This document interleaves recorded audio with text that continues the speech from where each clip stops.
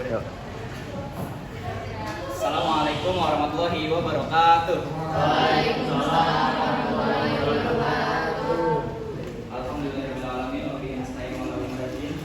Wassalatu wassalamu ala asrofil anbiya'i wal mursalin wa ala alihi wa sahbihi ajma'in. Amma ba'd.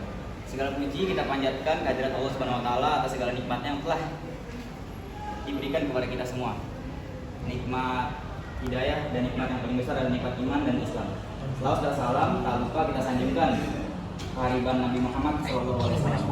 Teman-teman yang saya cintai, dalam beberapa waktu terakhir pilihan yang dilakukan oleh masyarakat cenderung mengalami penurunan kesopanan jika dibandingkan dengan masa kecil sebelumnya.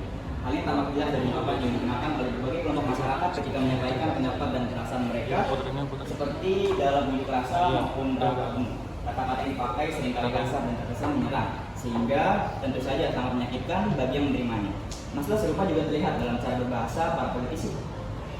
Misalnya saat mereka mengkritik dan kritik disampaikan terkadang terdengar tajam, kasar dan bahkan provokatif. Padahal kondisi ini tentu membuat kita sebagai masyarakat cemas.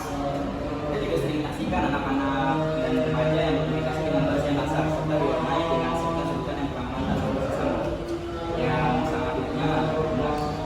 Fenomena ini mencerminkan menurunnya standar moral, agama dan nilai-nilai sosial yang berlaku dalam masyarakat.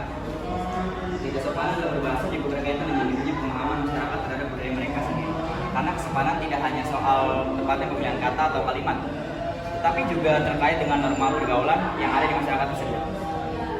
Penyebab utama dari kondisi ini adalah perkembangan sosial yang semakin mengabaikan perubahan nilai kesopanan dan tata krama yang berlaku dalam masyarakat. Misalnya norma kesopanan yang berlaku pada masa kemerdekaan zaman sekarang. Kesopanan juga dipengaruhi oleh konteks tempat di mana aturan tersebut berbeda antara di kantor, pasar, terminal maupun di rumah. Interaksi global dan arus informasi yang cepat juga mempengaruhi perubahan budaya, terutama dalam hal nilai-nilai kesopanan. Kondisi ini membuat kemajuan sebagian anggota masyarakat lainnya merasa bingung untuk berbahasa. Oleh karena itu, pendidikan etika berbahasa memiliki peranan yang sangat penting. Pemerolehan pendidikan kesantunan berbahasa sangat diperlukan sebagai salah satu syariat dalam beragama. Dengan kesantunan dapat tercipta harmonisasi pergaulan dengan lingkungan sekitar. Penanaman kesantunan berbahasa juga sangat berpengaruh positif terhadap kematangan emosi seseorang. Semakin intens kesantunan berbahasa itu dapat ditanamkan, kematangan emosi itu akan semakin baik. Aktivitas berbahasa dengan emosi berkaitan erat, kemarahan, kesenangan, kesedihan, dan sebagainya tercermin dalam kesantunan dan ketidaksantunan itu. Berbahasa santun seharusnya sudah menjadi suatu tradisi yang dimiliki oleh setiap orang sejak kecil. Anak-anak perlu dibina dan dididik berbahasa santun. Apabila dibiarkan, tidak mustahil rasa kesantunan itu akan hilang, sehingga anak itu kemudian menjadi orang yang arogan, kasar, dan kering dari nilai etika dan agama. Tentu saja kondisi itu diharapkan dapat berubah seiring berjalannya zaman.